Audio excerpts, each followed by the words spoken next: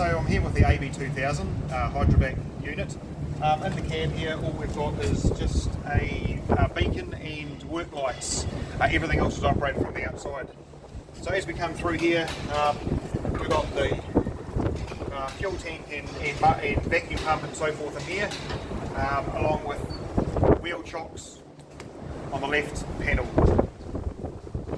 And checking the water, we've got these steps that come out. And we go up here, we've got our diesel fill up here, and we can check the water off the little motor on the other side.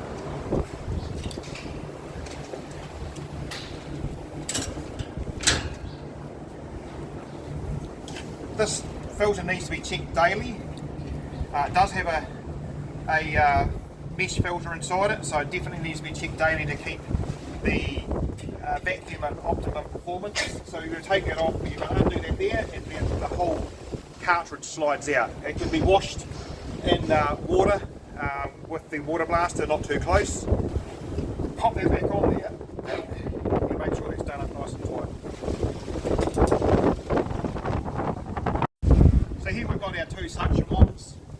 Really simply, up and down on that, like that. We've got our standard wand, and then we've got our combination wand, which we put the suction pipe in there, and we can control the water pressure like this, which we have two nozzles underneath for cutting a good 6-inch hole really cleanly.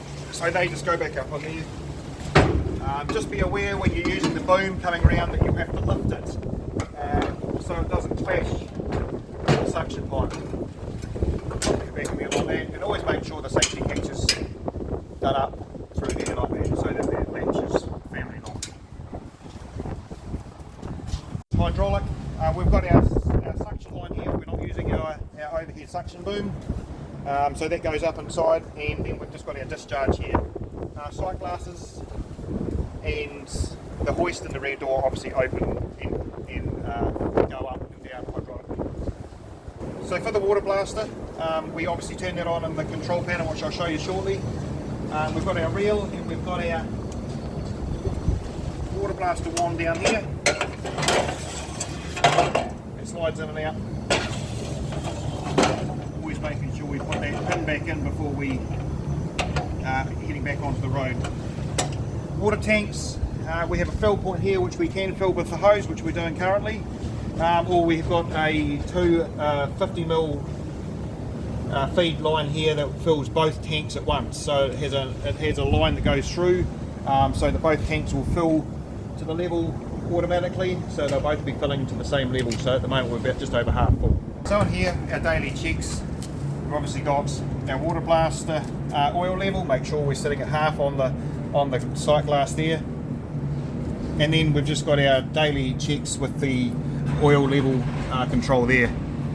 Once we've done that, we're good to go. We also have an instruction manual here with all the details and any of the customer service personnel should you need support on the field.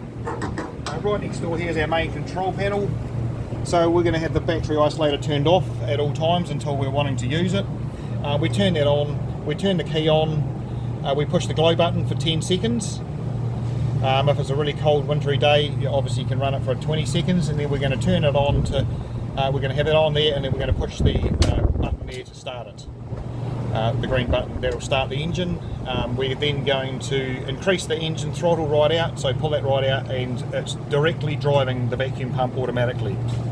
To run the water blaster, we're going to turn the water blaster pump on, and that will cycle on and off on its own clutch, whether we're using it or not.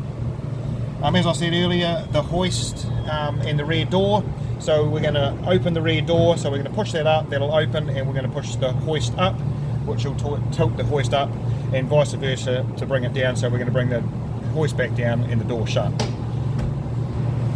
In here we've got our remote. Now this is for the little overhead suction boom, and we take this and we plug this in down here, down by the hose reel, and that plugs in to there like that. And then we have our hoist, we have our up and down, and so it's just the boom revolves by hand, and we just have hydraulic up and down.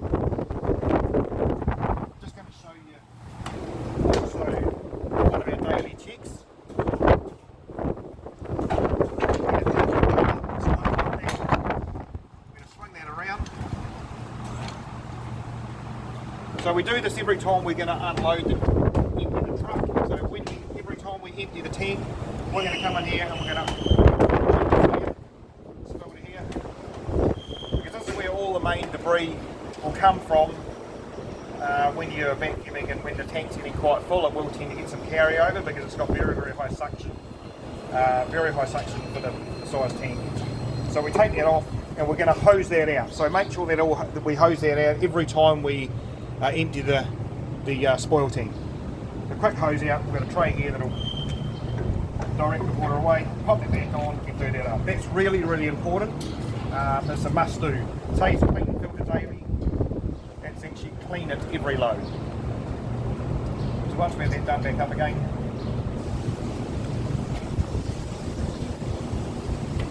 We're going to park the suction boom. Back down again. Bring that down, and we're going to drop that back down.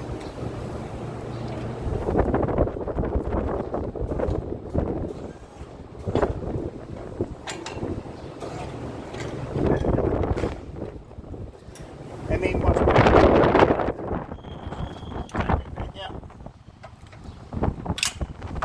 and store that on.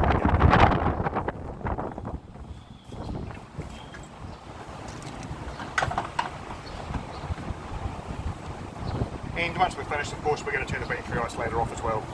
That means we don't get any drain at all.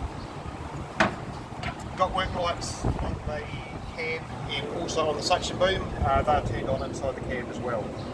And here we've got all our storage, all our hoses, and any other equipment we need to carry with us.